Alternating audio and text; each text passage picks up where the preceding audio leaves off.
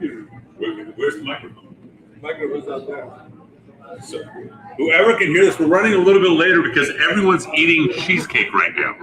Sure, you So we're going to warm up cheesecake before what's studying. important?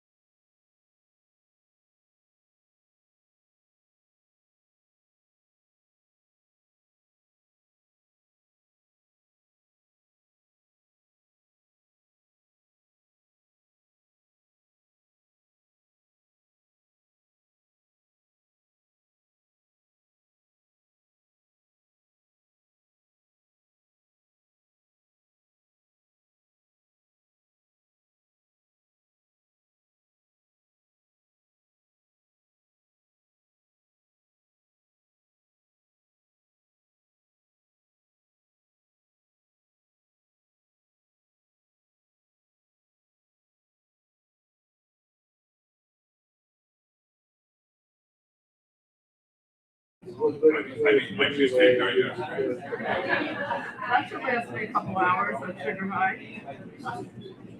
Am I using this one? Last time you wanted people to read off of it. Ah, good point. Oh, this is great. Whatever you say.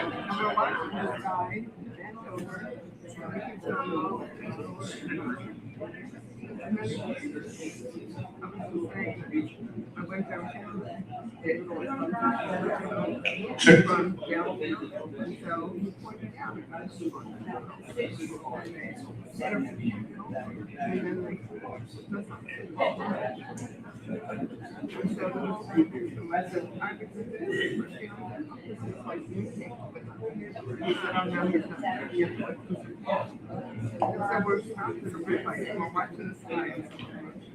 and I mean, sir,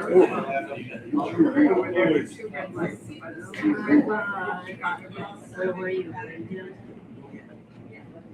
Tell me something.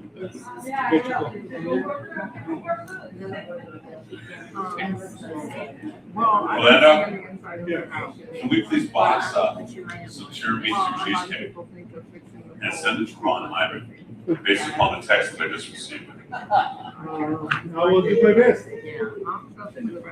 Where was that with you?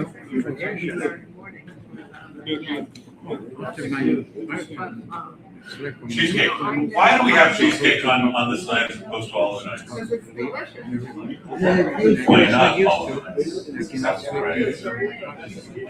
It is because, so, as we're sort of wandering in, the reason is because this is actually a harvest holiday as well. Shavuot is actually was a harvest holiday as well as many of our holidays are.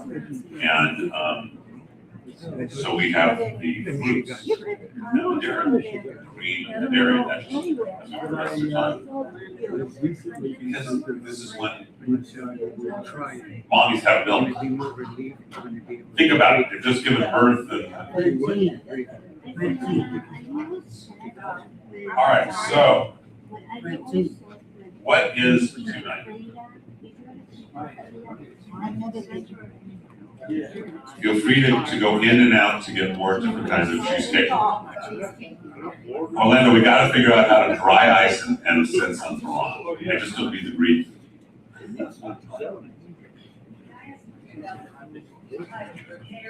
gonna go over that right now. We're gonna go over that. We're gonna go over that. Okay, so we're gonna go about it different ways. So this is the night that the Torah was given to the human being. Come outside. There were no Palestinians there.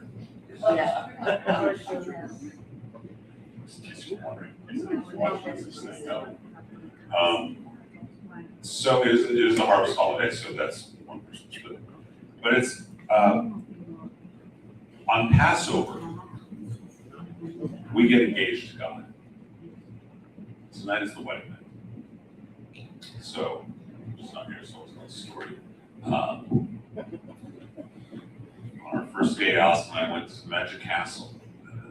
The next day, I said to my mom, called her on the phone, and I said on the cell phone, we're on our way to our second date, which was at Disneyland at the Club for Thrill. It was actually a California Adventure. She had not feeling home. I told her because she loved me so much. And I called my mom and I said, we're going to marry. And her mom said her name. I said, Allison Sackett. And so she was here, all this just made me feel loved. And our first date, she was wearing a tight skirt that had an Asian feel to it. That came out wrong. It had a look that was Asian. It's very tight, dark blue or black. I don't remember the shape more than the color. And then we went to Disneyland the next day. I called my mom. I said, I'm going to marry. She said, what's your name? I said, Allison Sackett. She said, asked her if she lived in Wally Sackett. I said, you lived in Wally Sackett. She said, yes, that's my grandfather. Okay. And we realized that her grandparents and my parents had been on the professional board together, the Auctioneers Association board. There was a gift in my baby book from her grandparents. Okay. Which, as a side story, my my older brother, God rest his soul, was 12 years older. I always said that I was an accident. My father said no, he always wanted a second son. My parents have been dead for a long time. She said to her grandmother who was still alive, she said, I'm going out to George and Iris Park, my son. And she said, grandmother said, I remember we used to go swimming in our pool, because they had a pool back in the 50s and 60s. And Allison said, no, that was the other one, the older one. And her grandma, who was in her 90s at the time, paused and said, I remember when Iris was pregnant. He was a surprise package. So God bless my father. And then on May 5th, there was a benefit event at Yamashiro's. It was a black tie event. I had my grandmother's engagement ring to propose. It kept in my pocket the whole time. Got back to the condo, and she immediately changed into sweats. I was still in my tux, and got down on one knee, showed her the ring, and she said, "What are you doing?" Okay, so look, I got another year. We could spend 6 months planning a wedding. Right? Plan a wedding for a year and a half. And we got married at a place actually out here, Harvard Botanical Gardens, and there was a jazz trio beforehand. Magicians do magic during the evening. We had a cigar bar. The cigars we made out. Mike went out some cigars. We had the head of the Yaqui Indians actually was there to give us traditional Yaqui blessing in the middle of an Orthodox service. My friend who was a magician at Las Vegas, he did this routine with a napkin and became a snowflake, and snow came out of his hands. He said, "Love is unique like a snowflake," because the snow came out of his hands. He rigged all the trees in a snow rider one in mid-August. It snowed on everybody. He had snow machines in the trees. Oh. Okay? And so we got married and we went on a honeymoon. She traveled the world, so we wanted to go someplace that she had not gone. And so we took a cruise to Alaska. And when we got to Alaska, we couldn't do the dog sledding because they closed it because of the weather. We did take a helicopter to the glacier. In telling that and recapitulating that, I have feelings. If she were here, she would have feelings. If boys were here, they'd be embarrassed. That's just it. And you have a relationship too, right? Okay. Stan. It's either you, Roger, or Alan. And you're in the middle. How did I get And they both been going like this the whole last 5 minutes because they didn't know what's going. Stan, how'd you meet Sue Ann? I met Sue Ann. A very dear friend of mine was an attorney. Oh my God. Really? Yes. Oh, we want this recorded. For prosperity. A friend of mine was an attorney. Louder. A friend of mine was an attorney. He's embarrassed to say he had a friend who was an attorney. No, not quite. Anyway, he was in the music business, music publishing business. I went down to see him in his office one day, and in the middle of our conversation, in walks this young lady to put papers on his desk. She was his legal secretary at the time, and but I didn't meet her then. But you noticed her. But I noticed her. Correct. And subsequently, he and I got involved in the music business, music publishing. And so I was at his office quite often, and Susan was there. And one thing led to another. So where was your first date? Do you remember? Our first date? Was he on shoes? Yes, it was That's Yamashiro. fun.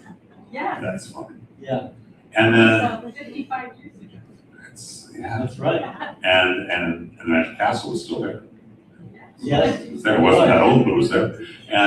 And then you went out for how long before you got married? 5 years. 5 years. Well, you have 3 kids. Okay, so and where'd you get married? In our home. In your home. Okay. In our living room. And who was the rabbi? Rabbi Moshe Rubinstein. Busy. Uh, Yeah, both had kids. May his soul rest.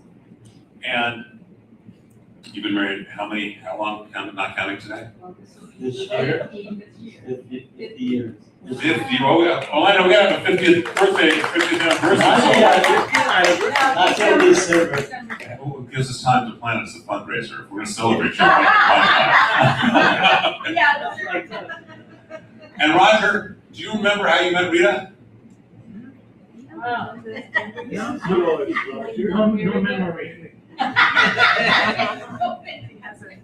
What do you say? No memory. Yeah, no. You were going. You gotta use the microphone. She's talking, he's holding the mic. This explains everything. We were going. Give her the mic, she's I talking. had a good friend. We were in the Air Force, you know, and happened to be, he knew Rita. I said, "Really?" And then we went to a party. I was off that day. And that's how I met her. And where'd you get married, Rita? In Argentina. That's a big wedding venue. That's, wow, how do you cater that place? In my grandma's house. You got, Take the mic, right? in your grandmother's house, And the okay. reason, you know why? Because I didn't want to have, Rita, use the microphone. I didn't want to have a big affair or anything like that. I didn't even want a white dress, but my uncle made me do it. It did. And then I had to get a dress at the last minute. My grandma had a beautiful patio, beautiful home. So that's where we got married. Did we not do that night? I don't remember. And how many years ago was that? No, you know. A long time ago, 60 years. How long? 60? 60 years. This year will be 60? The what? This year will be 60? About, yeah. About. About. So, when we hear these stories, everyone's smiling. You notice that? And everyone resonates and relates to relationship. I'm not going to pick on anyone else. Because I don't want to. Come on. Yeah, Alan's next. Alan is next. That's exactly your newlyweds. So, but the point is that we hear the stories of a love affair. And we remember and we feel what happened, right? And it doesn't matter if we're watching a movie about a love affair. It doesn't matter if we're hearing the story of people in our lives or our own love affairs. It brings a feeling to us that's really very real. Thoughts are not real. Feelings are real.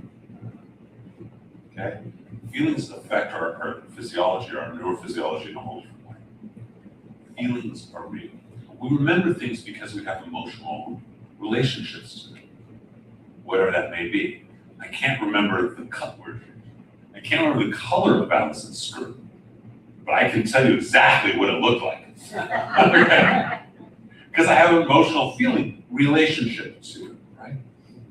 You can't remember what the papers were that she brought in. You hadn't even gone out, but you remember she came in with papers. It's our emotional relationships. And so we tell stories in order to remember these emotions, to bring a member of ourselves back to ourselves, right? That's what we do. And we pass these stories down, and we tell these stories to our kids. And I'm told that at some point they will care. But we tell these stories to our kids, and pass them. I will tell you, it's been a while for the boys. But they both, when they were younger, had dreams with my mother, my father, my brother, my grandmother, all of whom died before they were born. Because they had heard stories how to connect. That's how we connect, is through our emotions, through stories. It's why Talmud is not linear. Talmud is the way that we actually think or feel. It's all over the place, but it's related to each other. Well, that's for our love affairs that we have. But there's a greater love affair that's been going on for 3,700 years. It's the love affair between God and the people of Israel. And we see on Passover, the Hebrew people got engaged with God. Shavuot, when he gave them the Torah, he gave us all the Torah, we got married. And the Torah is our ketubah. And our dowry is the land of Israel. Okay? 3 things make a Jewish wedding. You must have a ketubah, some sort of document, you must have an exchange of something valuable, and you must make love. You must have what's called yehud, or intimacy. Yehud is also the term that is used to describe when we're in deep meditation and feel unified with God. As Baal Shem Tov taught, God seeks for us to cleave. The word is yehud. So not like this, not like this, but literally like that. Like happens with the wedding couple on their wedding night. Okay. We got married, and we had, you do yehud, you're in your private chamber, where they make love around your private chamber, and food, etc. There's someone called a shomer sitting outside, and mine was a friend from the Aki reservation, he was like 6'1", 250, with hair down to his toes. Who, from all accounts, while we were inside the chamber, he was like this. From what I've been told, my mother-in-law, God rest her soul, had to talk to her daughter. Came up, saw my compadre remote, and scurried away. Okay? These kind of stories, these memories, when you first met her, when you first decided he was the one. These are the kind of things that when we remember them well, it deepens our relationship, doesn't it? You just, when he was telling that story, which you've heard 1,000 times, I'm sure people have asked him before me, how did you meet Sunan, right? So you've heard that story multiple times. But nonetheless, it touched your heart right now, didn't it? Made you smile, it made you feel more connected with them, made you feel more intimate, more in a relationship. And it made all of us feel the same way too, didn't it? So here we have this wedding night and this relationship with God. And it's there, but all too often, we don't think about it, do we? We take it for granted, just like we do our relationships. We treat our spouses worse than we would treat any other human being. We may treat them better than we would treat anyone in the world as well, but they see the ugliest parts of ourselves, don't they? And so, this evening is about remembering. Not intellectually, because who cares about that? It's about feeling. So you asked a question. This is the traditional text. It's called Tikkun Leil Shavuot. As you can see, it's in one language. And it's not English. So I ended up years ago editing part of the text. And so we could study it. Tikkun Leil Shavuot literally means tikkun, meaning rectification or reparation. The evening of Shavuot. What do we need to rectify? What do we need to repair?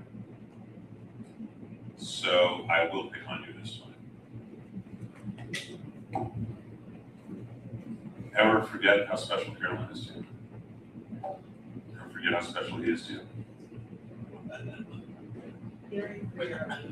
Well, because he's not that special. But we forget, don't we? You forget. You've been married how many years now? 45. Wait, you were living in sin before that for 10 years? We've been together 70 years, but we were there 44 and a half. Why you That's forget? important. The answer is yes, forget. Okay. All right, so those kind of statements, we all forget at times, don't we? I mean, Susan, Allison, we've been talking about our relationship for the last half hour. You haven't been. They know now all about the beginning of our relationship. Oh my God. They can tell you what you were wearing, where we went. And they're not going to too much as to where the honeymoon was.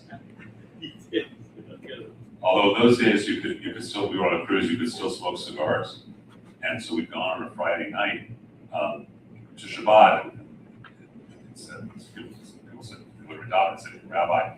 So I'd asked him to lead the service. And then on Saturday, we're in the jacuzzi and I'm smoking a cigar.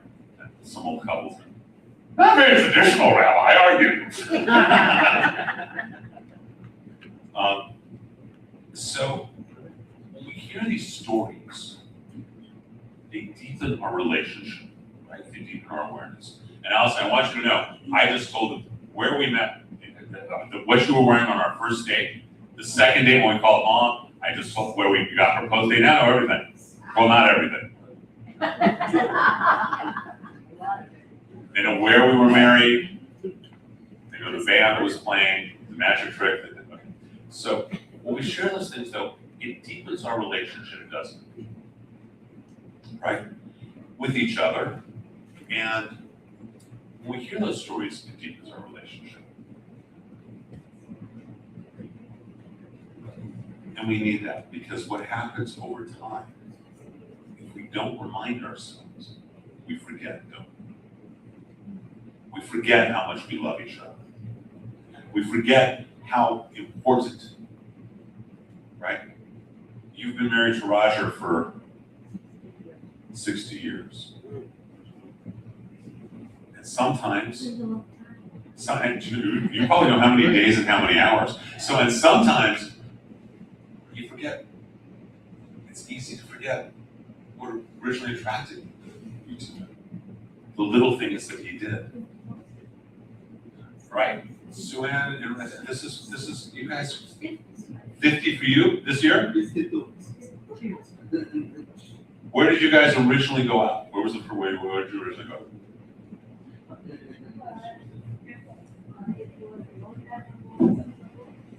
Was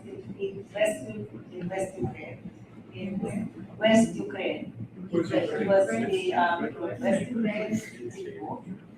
And so I don't know if this is our culture. So this is kind of different, Would you remember when you first met him? Yeah, I remember. But he remembered even better. One of you tell us how you first met, where you first met. 52 years ago. Wow. I was going on vacation, and Felix, we met just one time, and see each other one time. And when I just went on vacation, and it was in Georgia, Black Sea, so Felix flies there, and we spent, some time on vacation. After this, so he just made a proposal to me. It wasn't, one time. And so you've barely known each other at all, right? He told you. Huh? And he told you he loved you and wanted to marry you, that was that way. Yes. Yeah.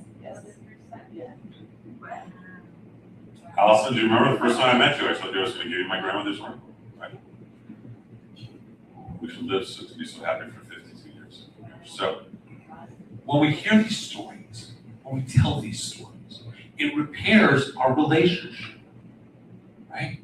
So, we're so caught up in bills, children, grandchildren, mortgages, whatever it is, and it's easy to forget, and the relationship can suffer as a result, right? One of the most important pieces of advice in a relationship: never go to bed angry. Always tell your partner you love them, right? Simple.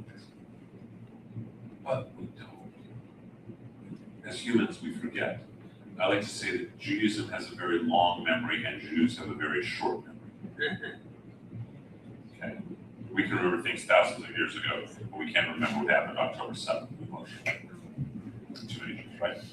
So this night is a night to repair, to rectify the relationship that we have with God as a people and as individuals. And so that's why it's called Tikkun Leil Shavuot. Because all year, as the year goes by, we forget. Right? Oh, we have these great high holidays. Do you know how many people come to me every high holiday? Wow, it's this amazing high holidays. I can't wait to come every Shabbat services. You know when I see them next? Next Rosh Hashanah. Now, I have no issue with that. I know they feel that meantime. But this is a way of saying we're repairing our relationship. Does that make sense? That's why it's called Tikkun Leil Shavuot. The text is really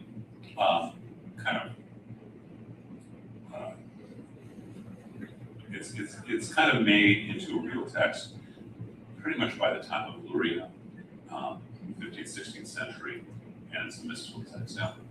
So that's what the text is in terms of the concept. That's what we study. So it's kind of like studying a ketubah. Or let's say that, Stan, you had kept a journal every day of your marriage's story. Okay? Just write down one little thing for each day. And every year on your anniversary, you read very first day one, all the way to that year. We have the boys, they're not happy about it, you can ask them. They do journals every night. They have, Allison, how long is it? How old were they when they started? It's like 4, 5, something like that. And they're not fans of it, are you guys? But can we all agree that that will be something that will be useful for them in their lives down the road? Okay. So tonight is the night to remember our relationship with God. Emotionally remember, not intellectually, but emotionally remember our relationship with God. God's chosen relationship with us. Okay? So this is the actual text. And if we turn to the first page, I have a contents in order of text. So before we get started, so I'm going to ask a question. Traditionally, we do this until dawn. Okay? The idea being that at dawn, we do our morning blessings. Ben, you want to try the tiramisu cheesecake? I'm just telling you right now. No, you do. Really, you do. How many of you, how many of you want to stay till dawn?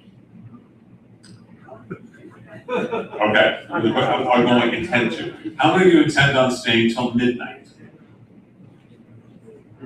How many of you would intend on staying till 11-ish? Now we're just going ishes. 10-ish. Okay, so we're looking at roughly 10-ish. You'll stay till she tells you you can get up.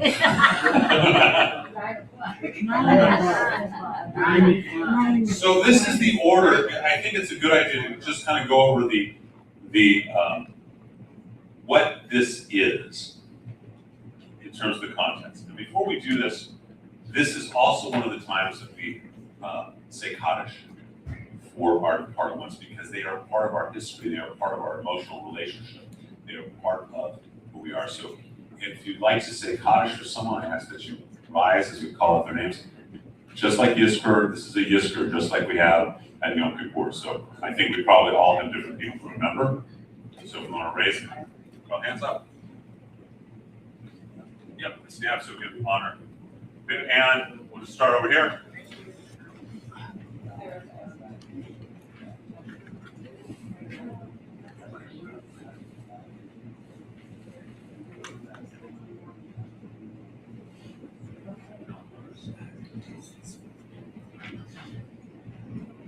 Well, let it do the microphones constitute things, please.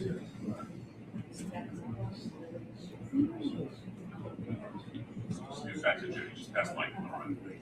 RBM and Gina Burns.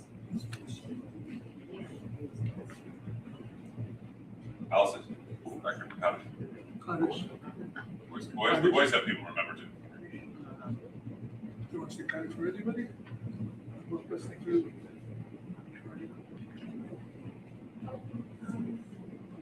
Not because it's not because it's the yard site, but just because, just like a Yizkor service in Yom Kippur. Michael and Eva Newman, Michael Marco. Jack birthday, Sean birthday,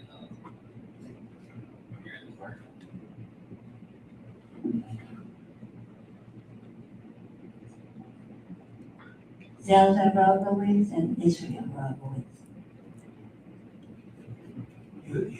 Usually moving.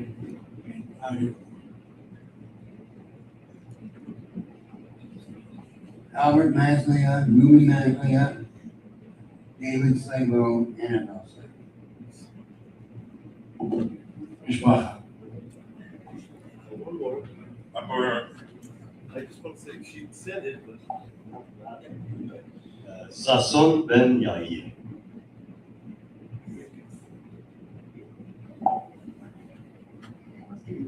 Shirley and Edward Levine.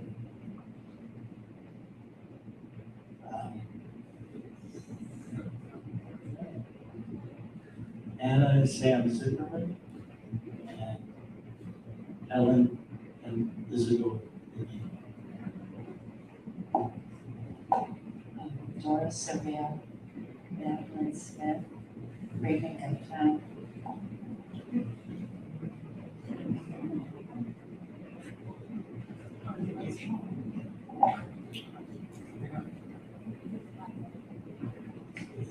See, Moshe Ben Ari, Matthew Ben Ari, Sweet. Chaim Bushler, Ben Yemirovsky. Bella Dickinson, Julie, Bella, Leah. Dorothy Feinstein, Elizabeth Feinstein, Harry Feinstein, Ida Feinstein. Carol Jaffe. Marian Pfizer, Sandler, Baruch ben Nachemzed Halevi, Unit Sivia, Bat Shmuel, Mordechai Yachav, and Baruch Halevi. If you're watching online, if you want to type in names as well, we'll call them Church Prince Barclay, John Barclay, and all of the families, Joseph Mishpocha, as well as all those who have died in the United States or in Israel, those who have died for our people for 37 years. Our great rabbis, Shlomo Carlebach and Hannah, Shlomo Schwartz, Rabbi Elijah Shochet, great teachers that we've had, the great leaders of our people who have encouraged and helped Torah to grow. You want to call it anybody else's names? We've written them down. What I want to say is this is very important to Roger. His brother, 21 years old, right, or 19, 20, he went to Israel. And he was working in a kibbutz, he was in a kibbutz, and his best friend was having a baby. And he said, "Oh, don't worry, I'll go to the Yeah. I'll patrol for you tonight." There were 3 of them went to patrol. Every night there were 3 kids that were patrolling. And that night, they killed the 3 of them. So I think this is very important for us to say, because every time we go to Israel, this is what we do, go to visit. I know other people might have written down. Who's Also, 10 miles, 10 miles, 12 miles.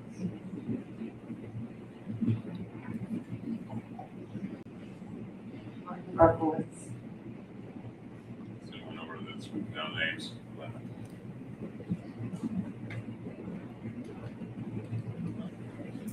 As we say, Kaddish for all these, and for all of those who are people and our leaders, you could all be Kaddish later. And one to drop there, it's going to be multiple table. Chayei Beit Yisrael, Bagalam is one to be Ishmei Rabba Havarach, the Lama Male Mine. Yibrak Vishtabak, Vifahar, Viframam, Vifnase, Vidadar, Viftaleh, Vitalal, Shemedi Kiddushah, Barichu, Ela Mikol Birchata, Vishir Katush Chata, Menachamata, Aviram Belma, Yeshlam Rabba, Mishmaya, Vahayim Aleinu, Yahweh Israel, Vimru, Amen. Osei Shalom, Virumamu, Yahasei Shalom. Lady Yahweh Israel, Vimru, Amen. May the one ordains peace, near us, peace upon their souls, their families, their communities.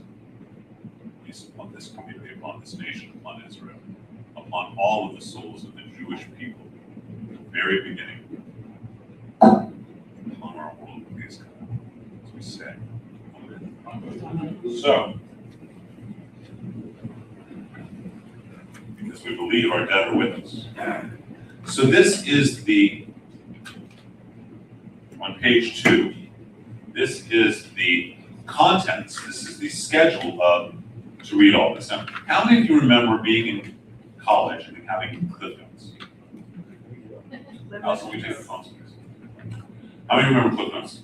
Okay, right, so you didn't do the reading that you're supposed to do. Or you did, you just wanted to help it up, and you got these little yellow books, and it was like all of War and Peace, 12 pages. And it was cliff notes. And if you didn't know the material, it was really not that helpful. It was a little helpful. If you knew the material but you'd forgotten it, these cliff notes jogged your memory for each of those things. I met her when she dropped off papers the first time I saw her on a desk. That came out wrong. I saw her drop off paper on the desk. And then sort of these little markers. Well, that's what Tikkun Shavuot is. The little markers that if we study them throughout our lives and throughout the year, in that case, this triggers the emotional reaction. Make sense? Okay. So this is the order of this book. This introductory prayer, which we're going to do. Then you have the beginning and end of each parsha of the Torah. First and last paragraph.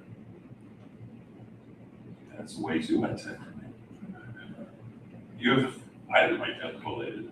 Oh, did I? I did, so, okay. So some of these you read more than just a paragraph, but you at least read the first paragraph and last of every single portion. Some of them, like the when the Ten Commandments are read, you read much more. Okay? And then you read a Kaddish. Remember, what is Kaddish saying? Kaddish is saying that God has made God's greater because what we're doing tonight affects God. Since it affects God, that manifests in a different reality. So we're here.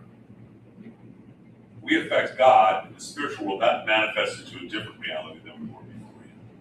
That's why what we're doing tonight helps the world. Okay. It's very clear. So we do Kaddish. Then we have the beginning and each, the beginning and end of each book of the prophets and of the writings of Nevi'im and Ketuvim. Okay? In that, we read the entire book of Ruth. But otherwise, we just read the first paragraph and the last paragraph of Job, who wrote so many of the different things, right? And we do a Kaddish. Then we begin the beginning and end of each tractate of the Mishnah. We do a Kaddish. Then we read from Sefer Yetzirah, which is a book of mysticism. That's where the concept of Sphira come from. And it's attributed to Father Abraham. And then we read a Kaddish. Then we read excerpts from the Zohar. We read a Kaddish about a Kaddish. And then we have another prayer. We have a list of the mitzvot. We have some other various texts. Then we read the entire songbook of Song of Songs, which is the essence of the love sonnet between God and Israel, or between a man and a woman. And then we have the concluding prayers. I'm just going to give you, because I know some people are going to bail early.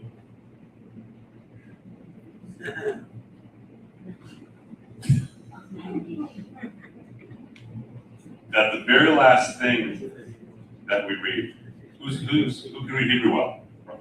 Randy can read Hebrew well. Anyone read Hebrew pretty well? I'll just do the first part. Tell me if this sounds familiar to anyone. Sound familiar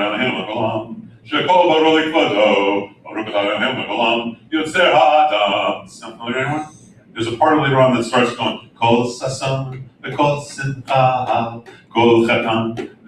The whole thing ends with the 7 wedding blessings that we recited at the wedding.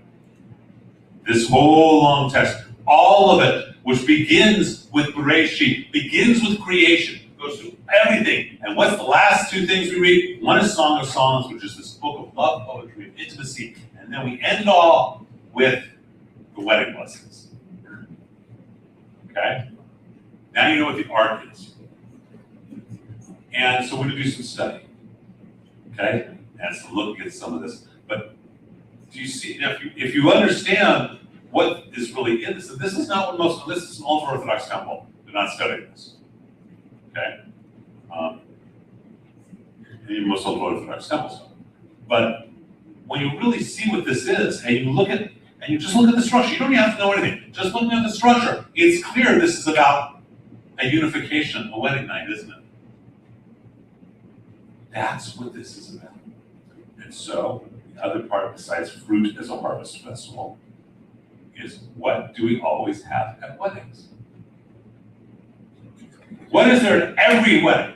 Cheesecake. Wedding cake! Doesn't have to be cheesecake.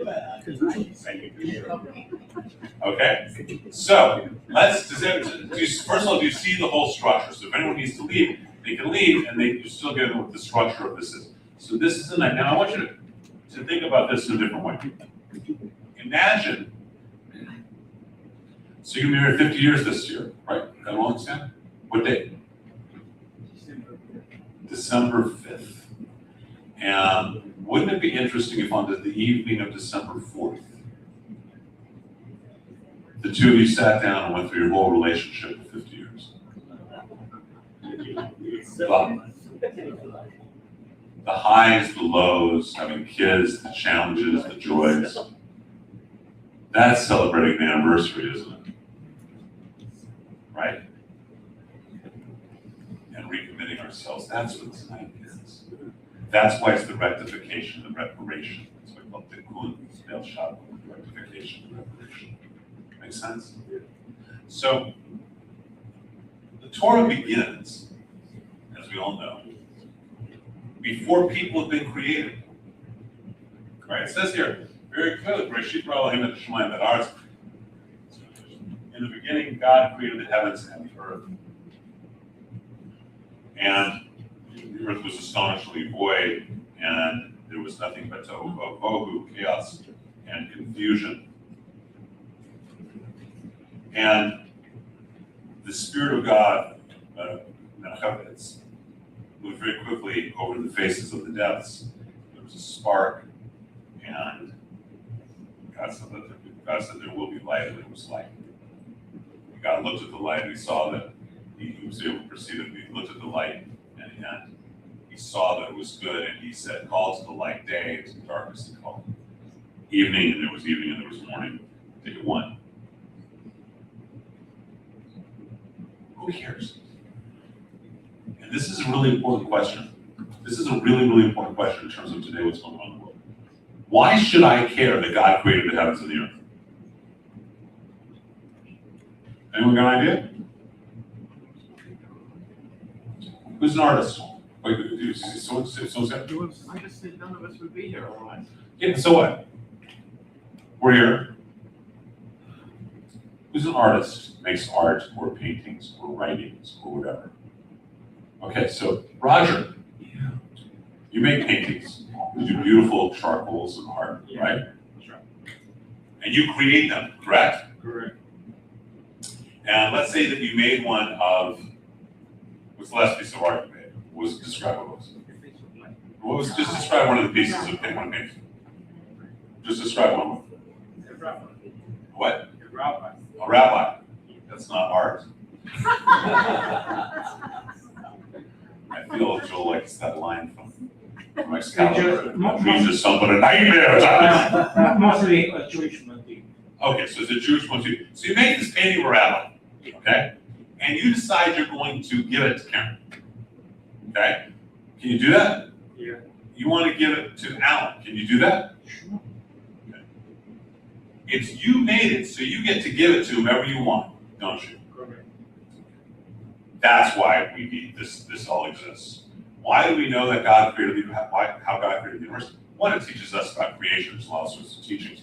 Allows us to understand our partner better. But the other reason is God created the heavens and the earth. So when God says, this land is yours, whose land is it? Period. If you give that painting to Alan, it's his. Do I get to say, Alan, that's my painting? No matter what happens, the creator of it gave it to him. We're given Israel. Now do you see why we have to talk about before the world was even created? Right? Does that make sense now? It's as important to us today as much as anything. And so we continue. And there was light. God see light was good and day one. On day two, we have this firmament, and this is the waters, that was by the waters from the waters. firmament heaven, and there's evening and there's morning, the second day. The word for heaven is Shemayim, composed of Ash and Mayim, fire and water, gas and water. There's more water than meets the eye. On day 3, the waters under the heaven were gathered together in one place. Dry land appeared. God called the dry land earth, and unto the gathering together of the waters called seas, and God saw that it was good. And God said, let the earth bring forth herb yielding seed, and all these seeds and fruits and grasses. And God saw that it was good, and there was evening and there was morning, the third day. Have any of you ever noticed that often we will find Jewish celebrations that take place on a Tuesday? Never noticed that? It's the third day. And this is the only day of the days where God says it was good twice. It's considered good fortune to do things on Tuesdays. Because everywhere else he says that it was good. Here he says it was good twice. Really? I wouldn't lie to you. See, now he's looking at the paper. Before he was like, really? Okay. And so we have all of these days that end up happening. This is the actual text. We have all of these days that end up happening. And we have the 6th day on the bottom of page 4. And then we read, thus the heavens and the earth were finished, and all the host of them. On the 7th day, God ended his work which he had made, and he rested on the 7th day from all his work which he had made. God blessed the 7th day and sanctified it, because that in it he had rested from all his work, which God created and made. And if we actually read it in the Hebrew, this is all that first part from Bereshit 1, Genesis 1. And this is where you get to the end of it. And so it is very clearly that God rested from all that he had done, which is right here, if you're not going to leave it, okay, and then right here it has the closing. So on this, we read the first 7 days, and then we read the second or the last paragraph of the Torah portion of Bereshit, which is, and God saw that the wickedness of man was great in the earth, that every imagination of the thoughts of his heart was only evil continually. And the Lord repented that he had made man on the earth, it grieved him in his heart. And the Lord said, I will destroy man whom I have created from the face of the earth, both man and beast, and the creeping thing and the birds of the air, for I repent that I have made them, and Noah found grace in the eyes of the Lord. So everything between creation and Noah, what happens between creation and Noah? Anyone remember? Come on, you guys know some of these stories.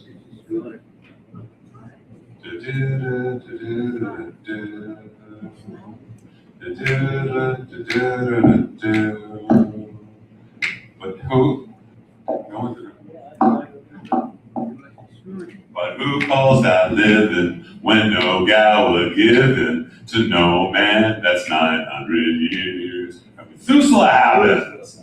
Right? We got all these generations from Adam. We didn't talk about Adam. You ever hear this guy, Adam, Eve, right? The serpent. All of that happens in that first portion, right? It's all happening. We have the bookends. It's like the cliff notes. And then the next portion literally begins. Who would like to read on the bottom of page 5 where it says the opening of Parsha Noah? Come on, someone read. Pass the microphone to somebody. Come on, go. Go, Francine's going. These are the generations of Noah. Noah was a just man and perfect in his generations. And Noah walked with God. And Noah fathered 3 sons, Shem, Ham, and Japheth. The earth also was corrupt before God, and the earth was filled with violence. And God looked upon the earth, and behold, it was corrupt, for all flesh had corrupted its way on the earth. Okay, and then go to the beginning top of page 6, which is the last paragraph of Parsha Noah. Go on. And Abram and Nahor took wives. The name of Abram's wife was Sarai. The name of Nahor's wife, Milcah, daughter of Haran, the father of Milcah, and the father of Iscah. But Sarai was barren, she had no child. And Sarah took Abram, his son, his son, and led the son of Haran, his grandson, and Sarai, his daughter-in-law, his son Abram's wife, and they went forth with them from Ur of the Chaldeans to go to the land of Canaan, and they came to Haran and lived there. And the days of Terah were 205 years, and Terah died in Haran. So this portion begins with an introduction of Noah, ends with an introduction of Abram. What happens in between? Oh, come on. What? The animals, they came in by Tuesdays, animals, right? Noah, build them, the ark, the flood happened, right? Where every animal got two except for the different types of flies, 13,000 different types of flies. One more point. So, and we have Adam. So there are 10 generations from Adam to Noah, 10 generations from Noah to Abram. Okay? There's another piece. So it says here that, if we look, it says that Noah was a just man and perfect in his generations. And so our rabbis have a discussion, which we can spend the next 3 hours on. And the discussion of, is it easy to be good in a bad generation, to be the best in a bad generation, or is it easy to be perfect in a good generation? It's a very deep question if you think about it. Is it easy to be righteous when everyone else is righteous? Is it easy to be righteous, considered righteous, when everyone else is a shmender? Which is it? Alex, good. Much harder to be righteous in a righteous generation. Okay. So that, but the rabbis have arguments about that. Moreover, it says here that Noah walked with God and was perfect, right? Now later on, when we have Abraham, not Avram, but Abraham, he's going to say to Abraham, walk before me and be perfect. So what does that mean? Randy, can I borrow you for a second? Okay. Randy is going to play the part of God. Thank you. Come on, Holy One. Now I'm going to play the part of Noah. I can walk behind. Does that take a lot of faith? That takes a lot of faith, doesn't it? I can see him all the time. Right? Abraham, on the other hand, now I'm living on faith, aren't I? The very beginning of our culture, the very beginning of our religion, God says to Abraham, walk before me. Okay. Noah, I got it. I can see you. I can see proof. I can see something. But you Jews, you're not going to see anything. You're going to see the results. If I fall, it's going to catch me. I put a helmet on back here to remind me. But here, which this is, I don't have something physical to look at, do I? Here. Make sense? Thank you. So it's a difference. And it's a difference in our culture, because let's get honest. Thank you. Let's be honest. For us, God is everywhere. Which means everything is holy. But there's not one little icon I can pray to, is there? Whole lot easier just to have an icon, isn't it? Oh, here's my sacred cow, my false god. Ironically, it's a phone. Right? Which is for many people. But whatever it may be, there's no idol, is there, in Judaism? That's a lot harder. So for the rest of the world, God is saying with Noah, walk beside me. But for us, we gotta walk in front. It's a lot harder, isn't it? Right? I don't have, how many of you have ever been to a very, very, very traditional Catholic Easter? Or a really, really old Catholic church? And you've got all these statues that are prayed to, aren't they? They're not prayed with, they are prayed to. And they change how they dress depending on the season. And even in Holy Week, the icons of Jesus are dressed and put in different positions depending upon whether it's before the Last Supper, whether it's the Last Supper, whether it's after it's been captured, whether it's being tortured, whether it's after when he's crucified, whether it's on the Via Dolorosa, when he's on the pathway to crucifixion, whether it's at the crucifixion, whether it's after he's dead, whether it's after he's risen. All the icons are in different positions the whole time in a traditional Catholic church, old traditional Catholic church. If you've never been to one, there is one here in Los Angeles. Go to the one at Alberta Street. Yeah. Okay? You'll see it. It's very powerful. We don't have that. Right? The little kid says to his grandpa, where's God? God points to this crucifix. Says, there's God. Little Jewish grandkid says, Grandpa, where's God? Grandpa says, where do you want him to be? Where isn't he? What do you think? Okay? My son Benjamin asks me, how old was he, Allison, with the God question? 3? Asks me, Daddy, where was God before there was God?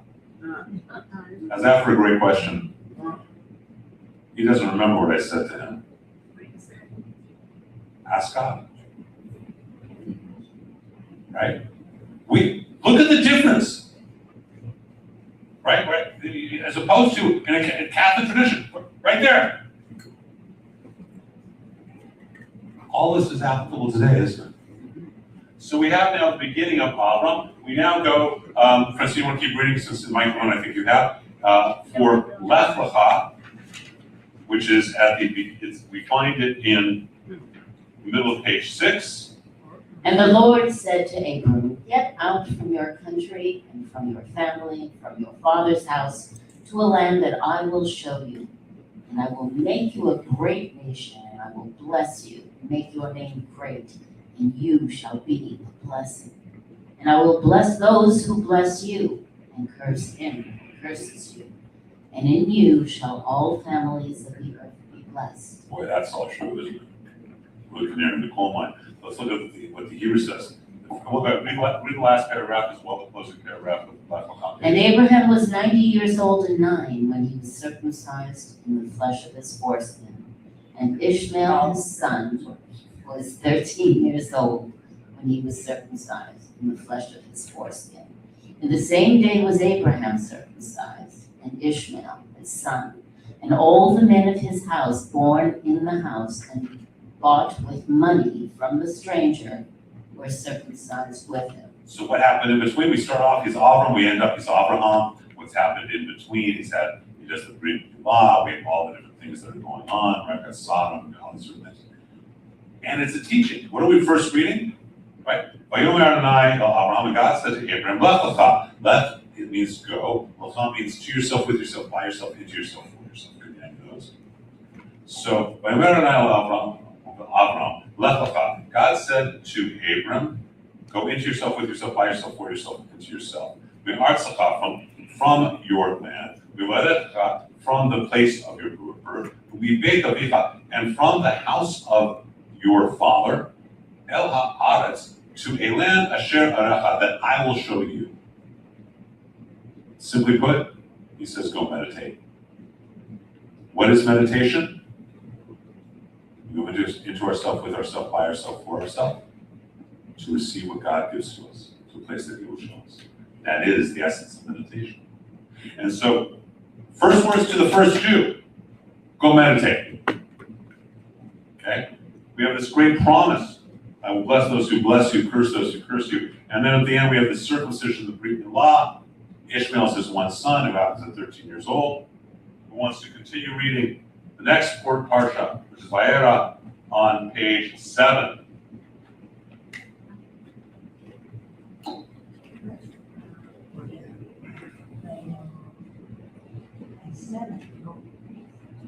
Top of page 7.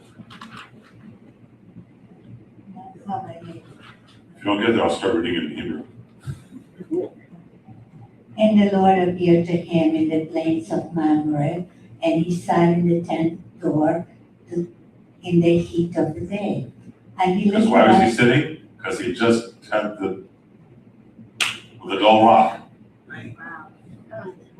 That's faith. Go on. And he lifted up his eyes and looked, and lo, 3 men stood by him. And when he saw them, he ran to meet them from the tent door and bowed himself to the ground and said, My Lord, if now I have found favor in your sight, pass not away, I beseech you, from your servant. Let a little water, I beseech you, he fetched, and wash your feet, and rest yourselves under the tree. And I will fetch a morsel of bread, and you comfort your hearts after you shall pass on, seeing that you are come to your servant. And they said, So do as you have said. So this is where Abraham is sitting outside of his tent, recovering from the circumcision. 3 angels come, 3 men come. He rushes up to greet him. We learn about greeting, being a host, greeting guests, and he has them come in. And how does the parsha close? Rita, if you can continue reading, please. And it came to pass after these things that it was told Abraham, saying, Behold, Milcah, she has also borne children to your brother Nahor, Huz his firstborn, and Buz his brother, and Kemuel the father of Aram, and Kesel, and Hazo, and Pildash, and Jilplah, and Bethuel. And Bethuel fathered Rebekah. These 8 Milcah did bear to Nahor, Abraham's brother, and his concubine, whose name was Reumah. She bore also Teba, and Gaham, and Tahash, and Makkah. So what happened with these things that came to pass? What happened in between? Another boy was born, right? Isaac was born. And what happens after Isaac is born with the Akedah that we read on the holidays? And he almost sacrificed that whole, and remember this stuff? You guys remember a lot of this stuff? So we just do the 2 marks. And then we have, after that, Sarah, which is when Sarah dies, right? And we go through this, we go all the way through. You can go tracking each of them. The idea being I am going to be conscious of your desires. I didn't say I was going to pay attention to much, so I was going to be conscious. Because you weren't alone. The people behind you and over here also. You know. But we got the everybody working through. So all of these different stories we start to hear, right? And after Sarah's death, we start to use the generations of Isaac. That ends with Jacob, so that's the whole life of Isaac. Parsha told us.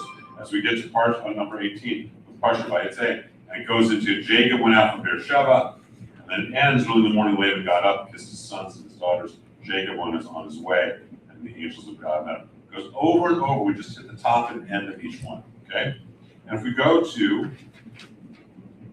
page 12, we get to the last part, and Jacob lived in the land of Egypt 17 years, so the whole age of Jacob was 147 years. And the time drew near that Israel must die. So the beginning of it is with Jacob dying, and the end of it, and Joseph saw Ephraim's children of the 3rd generation. Joseph said to his brothers, I die, and God will surely visit you. So we end. So Joseph died, being 110 years old. They embalmed him, and he was put in a coffin in Egypt. Strong, will be strengthened. So that last portion begins with Jacob's death, and it ends with Joseph's death. And we go through the whole Torah portion we go through the whole book of Genesis. Does that make sense to everyone? Okay, I want to do a lot of different things tonight, so we're not gonna spend too much time on any one thing, because I need to. Okay? And then we start the book of Shemot, of Exodus. And I want to point out something before we go on. The last line. So Joseph died being 110 years old, and they embalmed him, and he was put in a coffin. Can you embalm Jews? Yes. Yes. That's not why we bury within 3 days. It has nothing to do with it, because it's fine embalming. We bury within 3 days because it's compassionate to the survivor. Yes, sir. They found Joseph's tomb in Egypt. What? A long time ago. There was a statue of him in a coat of many colors with a red beard. Oh, cool. They were like, this has to be Joseph's tomb. So he was in Egypt. It's just more, science. Yeah, the next just is doing a whole movie that's about to start on that. Yeah, how the biblical history of archaeological. Picking up on what George just said, they have a carved stone in the Egyptian Museum, but it's in this basement with this document on it. With this, Yeah, That context. with the contents of the story on it, and the Egyptians do not show it. doesn't go with the popular story. So we go through the whole book of Genesis. The idea by reading the first and last paragraphs is we get a feeling of the whole thing, remind ourselves of the relationship. We met at a loss office, you probably didn't even notice him. And but I noticed her. We went out on a date. I was in music publishing at the time. We got married. We did it for 5 years. We got married at 7. I met him on vacation by the Black Sea. And he very quickly proposed when we got married. Okay. We went to the Magic Castle. And I proposed on May 5th in a black, in a black tie tuxedo, and she wasn't sure what I was doing. Right? It's true. It's true. Because I'll go on for the ride, but right, we got married. With all these things, it's a recapitulation. It strengthens the relationship. It strengthens our relationship with God as individuals and as a people. Because if this is all part of a covenant over and over, then we really don't have anything to worry about, do we? Right? I mean, we do, because we're in this room, but on a grand scheme, it's like I remember Nate Elder once saying that he thought all these climate change people were idiots. Why? Because they're saying that we're going to destroy the earth. His point was, no, Earth's going to be here no matter what. We may not be. We may go the way of the dinosaurs. Earth's just fine. The Jewish people have a covenant with God. And so we keep redeeming that. We then go through Exodus. I am going to go through because I want to get some vision. I don't do that again. And we go through Exodus. And again, then we get to the Shavuot, and we start looking at different things. And we get to this whole preparation. So we get to the Song of the Sea on page 16. This is where we read more than just the first and last paragraph. This part of Exodus, because it's about the preparation of getting to Sinai. And then we get to Parsha Yitro on page 18. Okay. And we talk about Jethro, and the people were going out. Instead of this last paragraph, it's got a lot more than that, doesn't it? If we turn to page 20, we see all of these words. And so we stand traditionally. May I borrow that again, please? And so we stand up on page 20 as we read the essence of the ketubah. If all of Torah is the ketubah, meaning not just the Torah, but everything that's associated with it, the Tanakh, Talmud, Gemara, the Mishnah, Sefer Yetzirah, the Zohar, all these different books. All of this is the ketubah. Essence of the ketubah are these lines. God spoke all these words for what we stand for. He spoke all these words saying, I am the Lord your God who brought you out of the land of Egypt, out of the house of slavery. It's not what it literally says is you shall have no other gods on your face. You shall not make for you any engraved image or any likeness of anything that is in heaven above, that is the earth beneath, and that is in the water under the earth. You shall not bow down yourself to them or serve them, for I, the Lord your God, am a jealous God, visiting the iniquity of the fathers upon the children to the third and fourth generation of them that hate me, and showing mercy to thousands of those who love me and keep my commandments. You shall not take the name of the Lord your God in vain.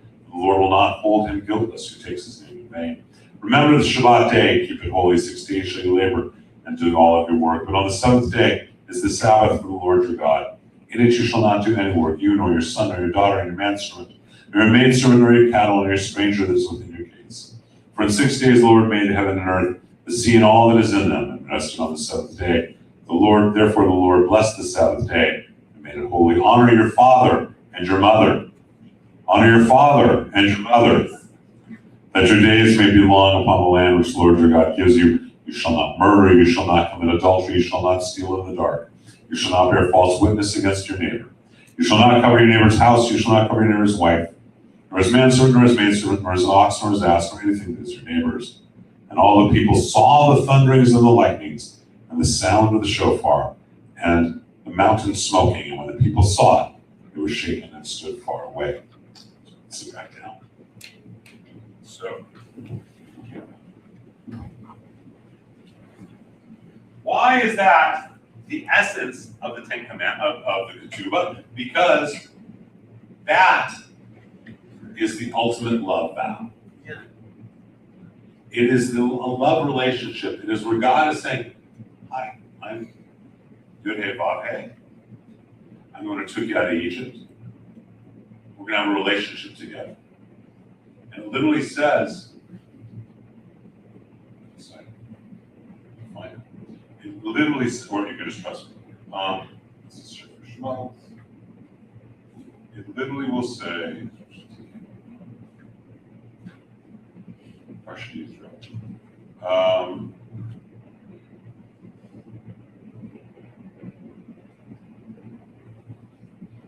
One second while I find it, so I don't misquote, but it literally will say that you shall have no other gods on your face. Well, I may have a, it's not, please, just go find it faster.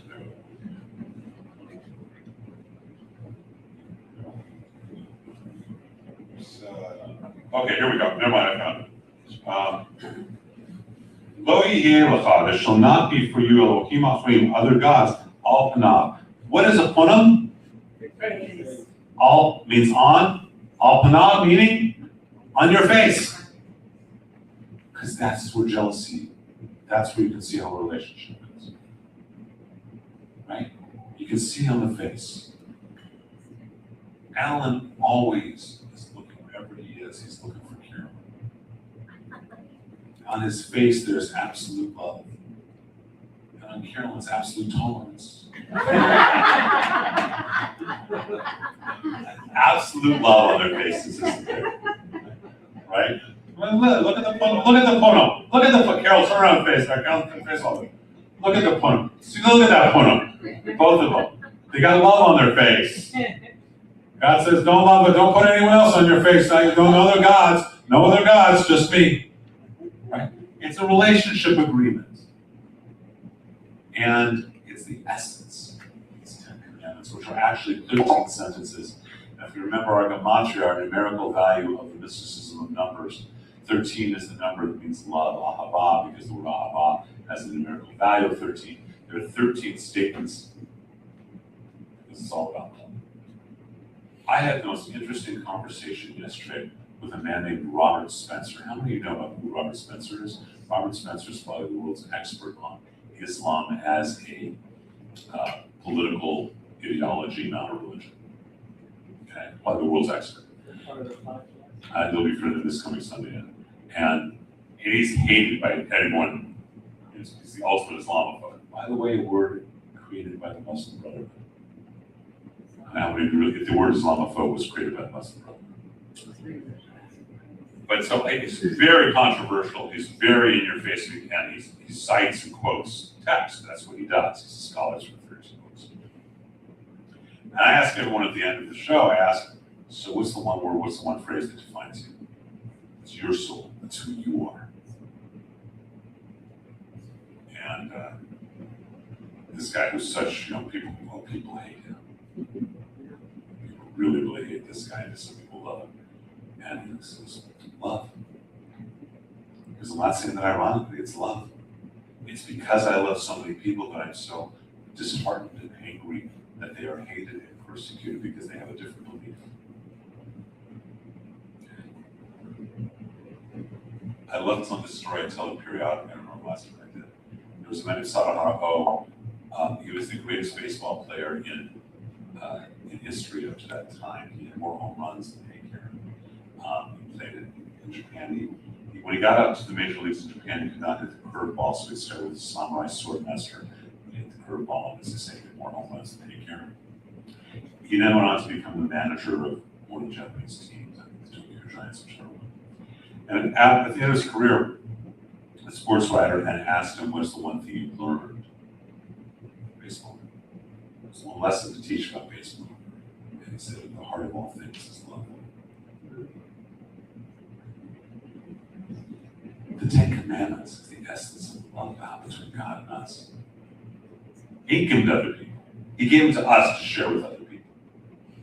God blessed you to bump into her when she was walking into an office. But he blessed all of us for you to tell that story. Okay? You received a direct blessing, but as a result, you were a light for all of us, sharing that blessing with all of us. That's why this is the ketubah. It shares for all of us. Does that make sense? And so that's why these 10 commandments are hard. Yes? I was thinking, how does the Catholic Church justify, well, you shall not make for you any great images and so forth? So, Do they as have a that, general rule, or is it missing from their own Bible? I don't know. They can- so as a general rule, I try and tell Christians and Catholics, don't talk to me about Hebrew scripture unless you know Hebrew, and I don't talk about you. About your scripture, your theology, because I don't know Greek. Now, this happens to be my theology, however. And if you understand traditional Catholic theology, Christian theology, God and the imagery are one and the same. So think of H2O. It is water, steam, or ice, but it is still H2O in all three forms. There you have the Father, Son, and Holy Spirit. That's the general analogy of this taken. That's how they did it. Okay. It's also why there are Jews who will not even look at a cross. I don't know why. The cross is not a symbol of God. It's only a symbol. But so does that help a little bit? So, you start getting into other questions when you start going into the iconography, and you start going into the genuflecting and that kind of stuff. But I was going the wrong one. I was going to read you the wrong one. Okay, so we go through all this. We get through all of Exodus. We get through Leviticus, Numbers, Deuteronomy. Right? And it ends on page 26. There's not arisen a prophet, right? Not arisen since in Israel a prophet like Moses, who the Lord knew face to face, and all the signs and the wonders which the Lord sent him to do in the land of Egypt, to Pharaoh, to all his servants, and to all his land. And in all that mighty land, and in all that great and awesome deeds which Moses performed in the sight of all Israel. Zach, he says, Zach, be strong, and you will be strengthened. Every line, we could spend days on each one of these lines. Look at something that it says. Someone read where it says, line 11, and all the signs and wonders. Someone read that. And all the signs and wonders which the Lord sent him to do in the land of Egypt, to Pharaoh. Okay, so he did these signs and wonders to Pharaoh, for Pharaoh, go on. And to all his servants. So everyone who's a servant of Pharaoh, he did the signs and wonders. Makes sense, right? And to all his land. Whoa! I get it, right? Because every line we can tear apart like this. Okay, Moses came, he was so great with God face to face, and he did these wonders and miracles for Pharaoh. Makes sense? He did these wonders and miracles for Pharaoh's servants. So he did these wonders and miracles for Orlando. They did the wonders and miracles for all of us because we're Orlando's servants. Okay? And his land. What does that tell you about the land? It is alive. That's exactly right. It has a consciousness. And if you don't think land has a consciousness, wake up. Because there are places, I haven't gone since the fires, but I can still walk the land in Malibu of Camp Kramer. I feel differently. I can drive your way the road. I feel differently because I grew up praying and davening and being there at the camp. Can all of you relate to places like that? Yes. Some place in your life that was different. The land felt different. Israel. How many of you have been to Israel? And you felt different?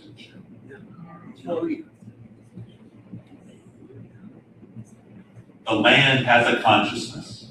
God created the land with that consciousness. And it sings in a certain way. That's why it's fine. Where else in the world can you grow strawberries, watermelons, and mangoes in the desert? Do you remember we went by those watermelon greenhouses? You have breakfast here. You go to Israel, you have Israeli breakfast, right? How many of you have done this? For those of you who have not, you go to Israel, most of us have a big Israeli breakfast. Big buffet. And they've got this amazing fresh fruit, strawberries, mangoes, cantaloupes, watermelons, honeydews. It's great. It's all fresh. And kind of think about, well, wait a minute, how they can import this fruit? And then you realize they didn't. They desalinated the water and they've made a paradise. That's what Golda Meir said. Miracles that we grow strawberries in the desert. So the land has a consciousness. Then we get into the prophets. So we go through all the prophets, Joshua, and each of them. I just put here Joshua is the first prophet and Malachi is the last. I want you to read something, however, on the top of page 28, actually bottom of page 27. Who wants to read the last verse from the entire section of prophets? That's Joshua and Judges and Jeremiah and Ezekiel and Isaiah and all those guys. Who wants to read the last verse from the book of Malachi? Okay, which does not have any opening lines, by the way. This is the one book that does not have opening lines from its book. It only has the closing. Please read, Fiona. Remember the Torah of Moses my servant, which I commanded him in Horeb for all Israel, the statutes and judgments. Behold, I will send you Elijah the prophet before the coming of a great and terrible day. Just before the side comes in, I'll do the last line.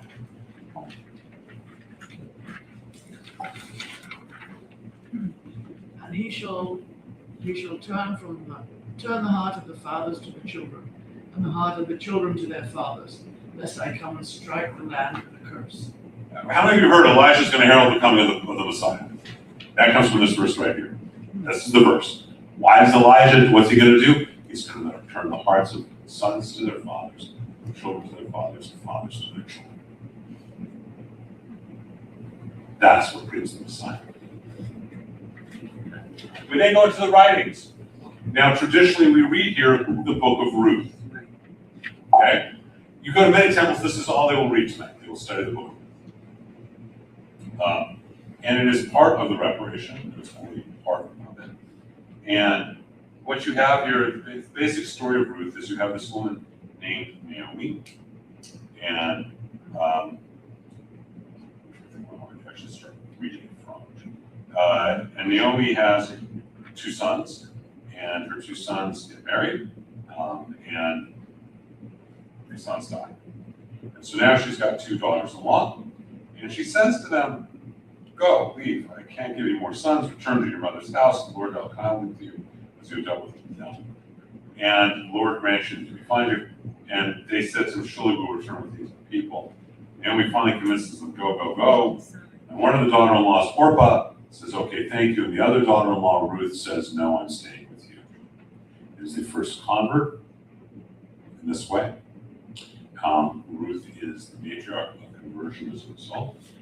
And she says, all that she has to say to convert to Judaism, whither thou goest, I will go, whither thou lodgest, I will lodge. Thy people shall be my people, and thy God my God. Okay, she does that. And then Naomi becomes the ultimate mentor for her. Naomi helps her find a husband, become successful.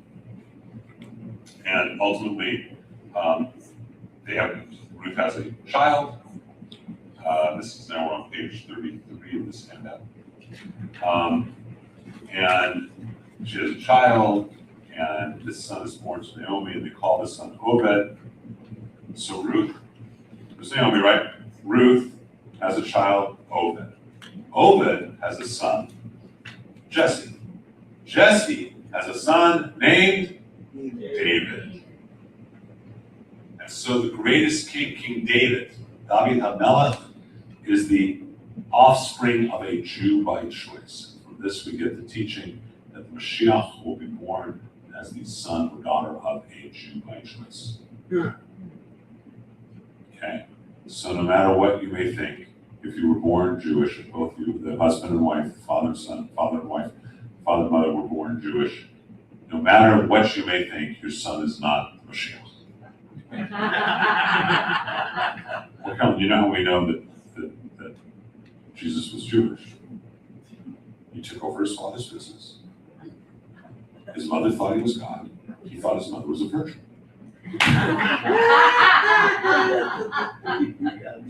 You'll use it. So we read this book, and from this we get this idea that the Mashiach will be the son or daughter. There's that idea as well, but of a Jew by choice. Then we go all the way through the writings. The last piece of the writings of Ketuvim is Ezra and Nehemiah. Remember who Ezra and Nehemiah are. They're the ones after the temple is destroyed who convince the Babylonians to let us go back and rebuild the temple. The 39 laws that we have about what you can't do on Shabbat come from Ezra and Nehemiah. Because they say you can't do this or this or this. We have to take off on Shabbat while we're building the temple. And from that you get all the other Meshuggah, all the laws that you got to do on Shabbat or can't do. Okay? We say Kaddish. And we do from the Mishnah. We have from Berachot, which is actually the first part of the Mishnah of Berachot is at what time may you recite the evening Shema. Okay, when you're bound to, when you're not bound to. And we go through all of the Mishnah. Okay? The last piece of which is Rabbi Joshua ben Levi said, in the world to come, the Holy One, blessed be He, will make each righteous person to inherit 310 worlds. For it is written that I may cause those that love me to inherit this, and that I may fill their treasure. So Rabbi Simeon ben Halaftha said, the Holy One, blessed be He, found no vessel that could contain blessing for Israel, save that of peace. As it is written, the Lord will give strength to His people. The Lord will bless His people with peace. Peace is also all right. So at that point, we're done with Mishnah, right? We're going to read parts of Sefer Yetzirah. This part of Sefer Yetzirah, which is the book of formation. This is where most of Kabbalah Jewish mysticism comes from. How many of you have heard of the concept of spherot, of energy centers? Have you heard of the different four worlds? All comes from Sefer Yetzirah. Sefer Yetzirah, from this book. There's a copy, we have another copy here. I have one copy at home. I spent with another group of a couple of rabbis and some other people, and we spent, I want to say 6 months on the first paragraph of Sefer Yetzirah, once a week, for an hour and a half. It's very, very, very intense, and one flows the root of Jewish mysticism. And so we read about Sefer Yetzirah. We read that with 32 mystical paths of wisdom engage God, Yah, the Lord of hosts, the God of Israel, the living God, King of the universe, El Shaddai, merciful and gracious, high and exalted, dwelling in eternity, whose name is holy. He is lofty and holy, and created his universe with 3 books, Sfarim, with text, Sefer, with numbers, Safar, with communications support. Goes into the whole idea of God creating the universe and how. Not why, but how. And then what are we going to have after we go through Song of Songs? Come on, what's the next prayer going to be? Kaddish. Kaddish is always a transitional prayer. Whether it's a transition between the parts of the service or whether it's a transition between life and death. And then we're going to come to, we're going to read a couple of other things of the text. And then when we get to the end of this, what are we going to read? We're going to read Song of Songs. And I think that it's not, we don't only just get a pause at the beginning of this, and then people want to go home. I wanted to time this so we can do something else a little bit. Who wants to begin reading on page 38? And I think we have the time and schedules that work. I work this. I'm very proud of myself, Sam. That we read Shir HaShirim This is what we read on Pesach. It opened the gates of the temple. It is written by King Solomon when he was a young man. Who would like to begin reading with the microphone? Where's Elena? We need a microphone. Who wants to read starting on page 38? Song of Songs. Oh, look, I was volunteering. Come on, who wants to read? Somebody. Fiona's going. Fiona's going to read. There we go. She's not like this. That's Fiona's way of saying yes. 37. 45. This is page 38 on mine. Goes from 37. They're not all right. Do you have a page 38? I have page 38. Songs. Okay, Fiona, do you have a 38? Yes, I do. Okay, why don't you read for all of us? It's also up there, although it's not quite there. Well, then we got to go back to chapter 1, verse 1. Actually, this is meant to be read. How many of you like poetry?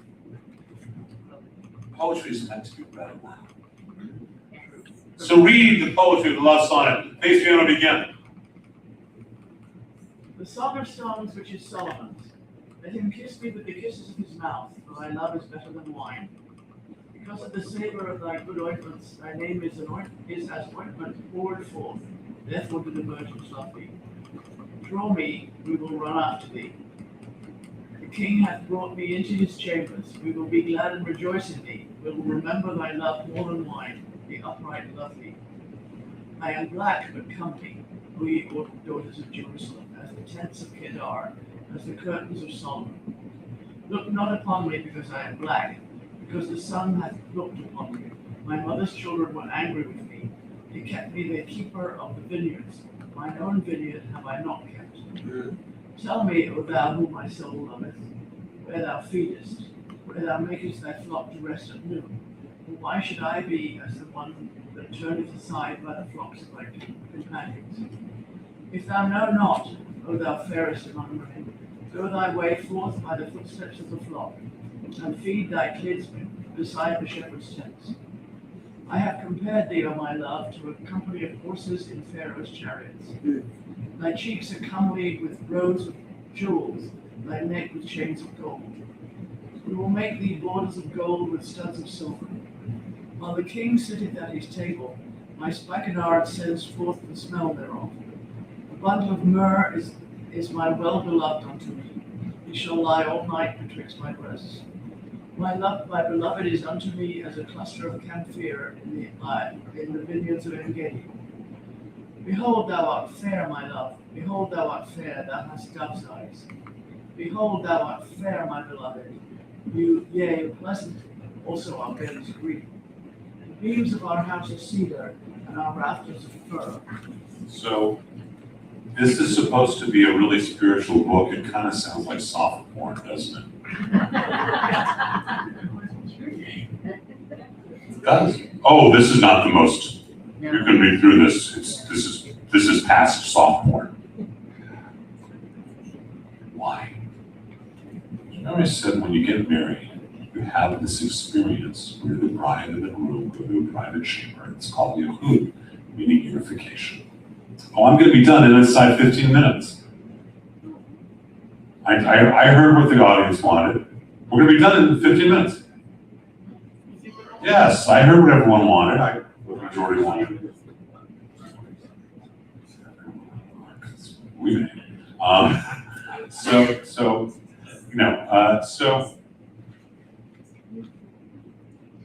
it's called Yahud. That is also the expression that is used, the term that is used when you enter a transcendent state through meditation and you feel merging unification with God.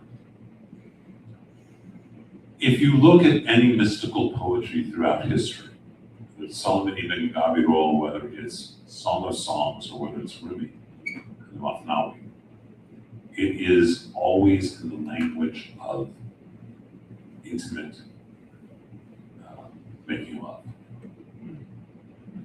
Here's why. Does anyone remember what the term for making love in the Torah is?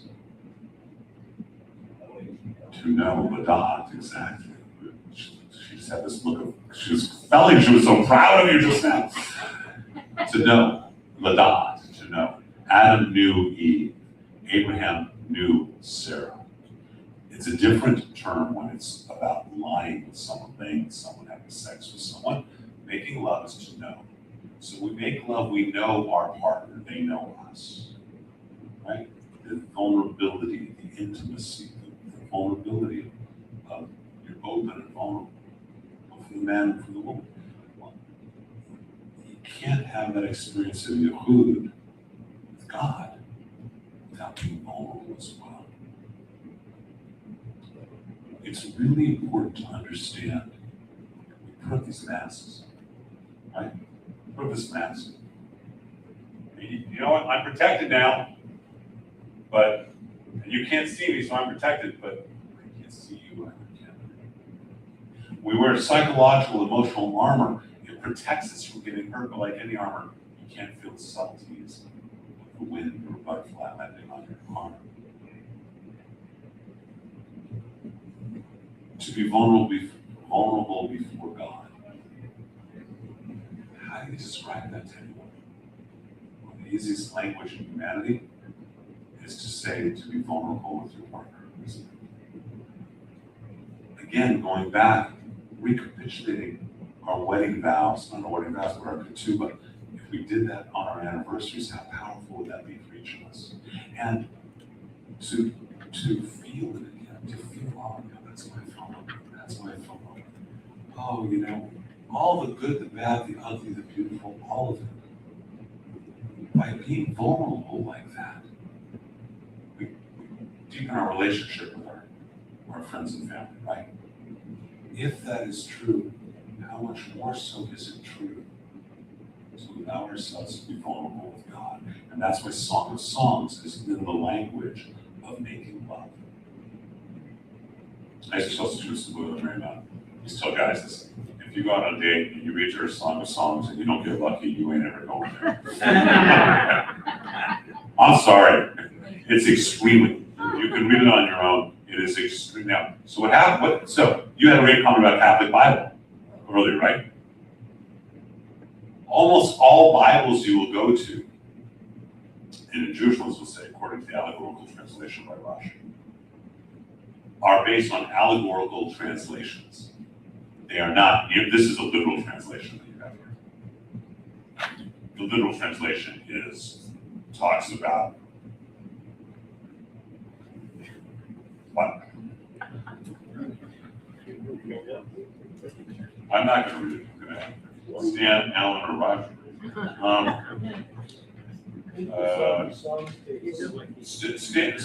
Whichever you want us to do it. Here's something you can read. With someone, one of these guys, someone. Rob, you want to read it? Page 40.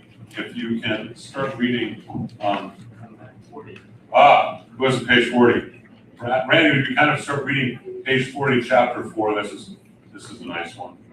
But you gotta listen carefully. On 18 is the microphone. Randy, remember you do this in your 1-900 voice. 1-900 temple near Simcha with Randy. Behold, thou art fair, my love. Behold, thou art fair. Thou hast dove's eyes within thy locks. Thy hair is a flock of goats that appeared from Mount Gilead. Thy teeth are like a flock of sheep that are even shorn, which came up from washing, where every one bare twins, and none is barren among them. Thy lips are like a thread of scarlet, and thy speech is comely. Thy temples are like a piece of pomegranate within thy locks. Thy neck is like the Tower of David, built he's moving south. Whereon there hang 1,000 bucklers, all shields of mighty men. Thy two breasts are like two young roos that are twins, which feed among the lilies. Until the daybreak and the shadow flee away, I will get me to the mountain of myrrh and to the hill of frankincense. Thou art all fair, my love. There is no spot in thee. Come with me from Lebanon, my spouse. With me from Lebanon. Look from the top of the Amana, from the top of the Shinir and Hermon, from the lion's dens, from the mountains of the leopards. Thou hast ravished my heart, my sister, my spouse. Thou hast ravished my heart with one of thine eyes, with one chain of thy neck. How fair is thy love, my sister, my spouse. How much better is thy love than wine, and the smell of thine ointments than all spices. Thy lips, O my spouse, drop as the honeycomb, honey and milk under thy tongue, and the smell of thy garments is like the smell of Lebanon. I think we're gonna stop there with the.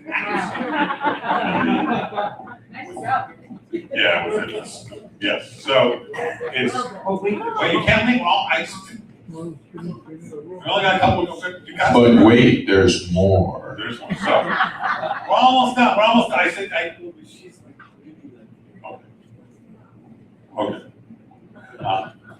So that's all we're reading, some. Faster bedtime. That's all we're doing, some of the songs. So we do all of this. I paid attention to what everyone was saying. It's 9 o'clock right now. We do all of this, and here's where we end the evening after reading this intimate love poetry. Yeah. Oh, it's pretty. Yes. Yes. But this is the literal translation. All right, so this is then the last thing that we do. Well, that I did last one. Yes, sir. Fiona has a question. I was gonna say, the my sister, my spouse thing, that's. Because it's back and forth. It's back and forth dialogue between God and Israel. It's a back and forth dialogue. That's why. Okay. Sometimes for the bride, sometimes. Okay. And so we end it. We end all of this study with the prayer for after study, with the Birkat HaMazon, the blessing after meals, and with this following prayer. Now, some of you have heard this. You don't need to stand for it, but many of you have heard this. I gotta go this way, because here's the Hebrew you're saying, which I don't have my glasses. Let me have some wine too, please. Wine? Wine. Okay, love you. I'll see you guys later on. Thank you. Okay. We've had 5 minutes. Okay. All right, so we end with the 7 blessings, the Sheva Barachot, the 7 blessings that we have at a wedding. And so I'll wait for Leonard's working on the wine, he'll get up here for that. And so we have these words. Blessed are you, Lord our God, whom all things are created in glory. And we say, Amen. And we say, Amen.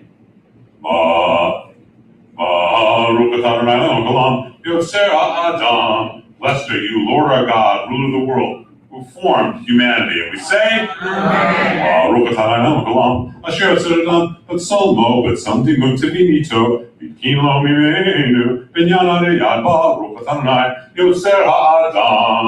Blessed are you, Lord our God, ruler of the world, who included divine wisdom as a part of your creation of humanity, who created a divine physical body and prepared us to be in perpetual union without end.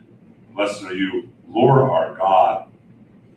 Blessed are you, Lord our God, who formed the human being. And we say, Amen.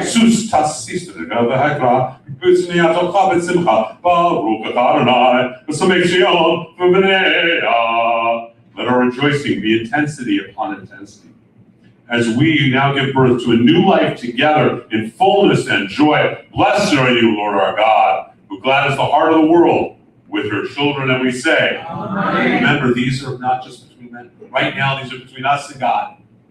A union without end.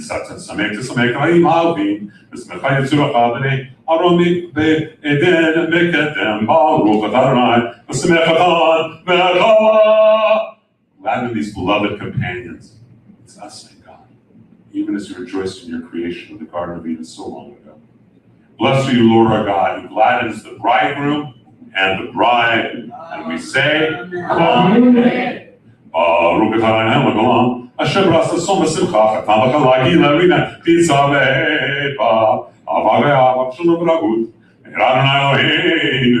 Shema, Mira, Yehuda, Usot, Yerushalayim. Kol sason, vekol simcha, kol hatan, vekol gala, kol sason, vekol simcha, kol hatan, vekol gala. Kol tzavot Kubatam, Narim, Mishte, Neginatam, Baruch Adonai, Masamechatan, Imakalah. Blessed are you, Lord our God, ruler of the world, who created joy and gladness, bridegroom and bride, mirth and song, pleasure and delight, love and brotherhood and sisterhood, and peace and companionship.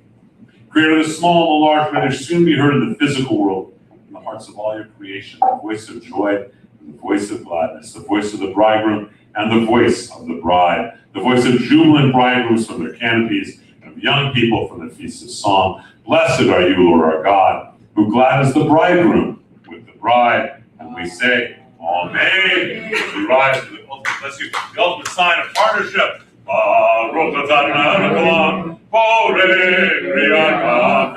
Blessed are you, Lord our God, rule of the world, who creates the fruit of the vine. We do not say amen, we say, L'chaim!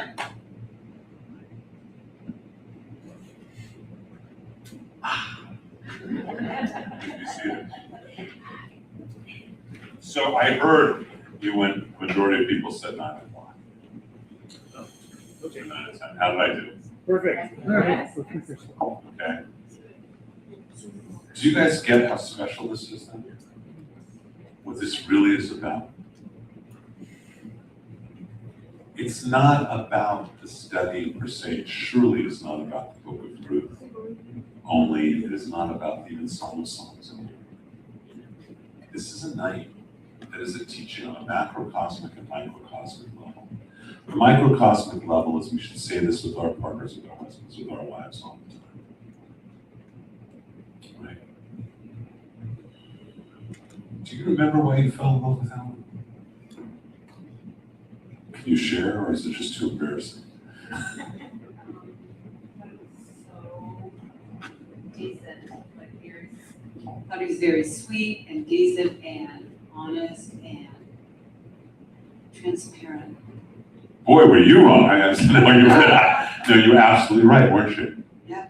And you've been married 44 years. 3/4 years. And there have been ups and downs in those 44 years. Of course. And in the downs, you didn't necessarily remember those things, did you? Right.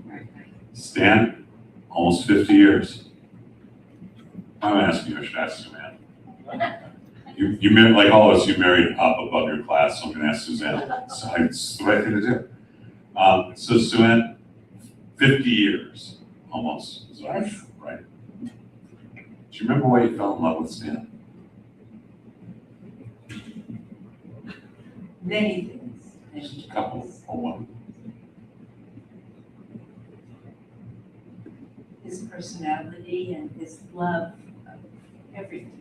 Okay, his love for everything. Yes. And there are times, I'm sure in the 50 years, you guys have had ups and downs, joys and fights, right? Yeah. And there have been times you forgot about those things, right? The microcosmic level is we do this, this is a teaching for all of us to do this in our own lives on a microcosmic level. Macrocosmic levels to remember that this is the key of Judaism. We have a covenant. We're not chosen to be better. We're not chosen as favorites or anything else. We've chosen God and God chose us, the way husband and wife choose each other. That means you see the best and the worst. And that's part of the beauty of it, isn't it? And that's what this is really about. That's what this text is really about. It's a recapitulation in a way that reminds us what to do in our own individual relationships, not just with husbands, wives, but with friends, and what to do with our relationship with God. I had a phone call earlier today, and someone asked me if I would talk with their daughter. They're getting married. And she's married a non-Jewish guy, and when I do that, I said, I've done that, I can count on 3 fingers how many times I've done that in my life. And in 2 of them, I knew that the non-Jewish person was gonna convert, they did. And the 3rd one was, he was 88 and she was 92 or something like that. So, seriously, they did. We strung the tallest up in their condo in Beverly Hills. I was like, sure. But I learned a long time ago, you never say no, you sit down with people if you're not gonna do it. Because even if you just say no out of hand, they will as a couple hate Judaism. Now, I'm not going to do it. And forgetting about the religious theology part, they've known each other 5 months, getting married in June. I should say I'm not going to, anything could happen, but I'm probably not going to because they have not had certain conversations. I said, we're going to talk Sunday or Monday. But you guys haven't had the real conversations in these 5 months. Where you said, this is important to me, this is not important to me. Have you had the conversations? Okay, you would never let your kid be baptized, and your answer is, you don't need to have your kids baptized. That's a different statement. Right, so you all agree that that kind of statement doesn't bode well for them, does it? Because they're not being honest and open, and that's what we need in successful relationships, and it's what we need in a relationship with God. I was talking to someone else not too long ago, and he hadn't spoken with his wife about something that was going on in his life. There's a lot of pain. He likes to be, he likes to be, and like all of us, indestructible, right?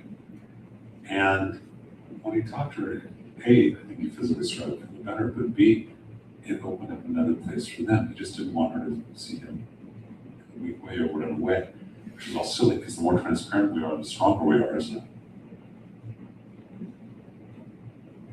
This is a holiday about being vulnerable before God. And taking the time today, tonight, tomorrow, for Shavuot, taking the time to open ourselves to others, to friends and family, and especially in this time to open ourselves to God. You think God doesn't know the secret that you're hiding?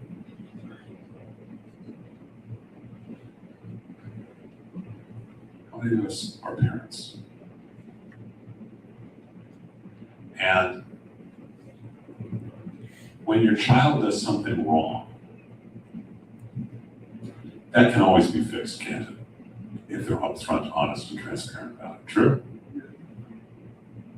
When they hide it, it makes it exponentially more difficult, doesn't it? It's the story of the child who's crying. Her grandpa says, why? She says, we're playing hide and seek, and you can't look for me. And he said, now you know how God feels. This is the time for us to look for God, to open ourselves and be vulnerable before God, to remember how much God has expressed since the beginning of creation, his love for us, his commitment to us as people. To understand all of those things. You guys can sit down if you're under the age of 18. Right? To be open and vulnerable before God. That's what this is. We have plenty of hands people can take home. We can always make more, right, Orlando? People can take this home. Yeah, there's a digital, if they want to, digital better. But the idea is for, look at the text and explore it, and remember your relationship with God. So here's something I would also recommend to everyone. Tonight when you go home, before you go to sleep, recapitulate your entire life, your personal life, and its relationship with God. Parents you've had, the experiences happy and sad, the joys and pains, the roller coaster of life. Come through with God. Out loud's always better, but if not, at least silently in your heart. All the blessings, all the pains, all that stuff deep in the relationship. Here's one of the things we always find: God is always there. always been there for our people. And so we say these wedding blessings as a recognition, a celebration. And I thank you for doing this. And of course, you cannot go to a wedding without wedding cake. Or in our case, wedding tiramisu cheesecake. I love that picture that someone had sent that I got and I sent out to Orlando. The world's most interesting man. He said I don't stay up very all night very often anymore, but when I do, it's for cheesecake from learning Torah. I just thought it was like. So, Chag Sameach Shavuot, beautiful holiday of Shavuot.